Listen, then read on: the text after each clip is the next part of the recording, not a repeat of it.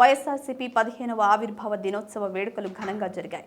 వైఎస్ఆర్ ఆశయాల సాధనే లక్ష్యంగా ఆవిర్భవించిన వైఎస్ఆర్ కాంగ్రెస్ పార్టీని నాటి నుంచి నేటి వరకు తమ భుజ స్కంధాలపై మోస్తున్న కార్యకర్తలు, అభిమానులు, శ్రేయోభిలాషులు, నాయకులు అందరికీ అధినేత వైఎస్ జగన్మోహన్ రెడ్డి పార్టీ ఆవిర్భావ దినోత్సవ శుభాకాంక్షలు తెలిపారు.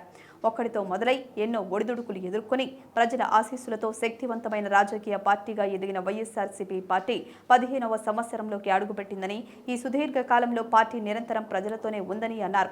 వైఎస్ఆర్సీపీ ప్రజల కోసం పనిచేస్తూనే ఉందని, అధికారంలో ఉన్న ఆ 5 ఏళ్లలో దేశ రాజకీయ చరిత్రలో ఏ రాష్ట్రంలో ఏ పార్టీ చేయని విధంగా సంక్షేమం, అభివృద్ధిని అందించిందని, ప్రజల జీవన ప్రమాణాలు పెంచడం, సుస్థిర ఆర్థిక వృద్ధిని సాధించడం, దేశంలోనే రాష్ట్రాన్ని నెంబర్ 1గా నిలపడమే లక్ష్యంగా ముందుకు సాగుతుందని అన్నారు.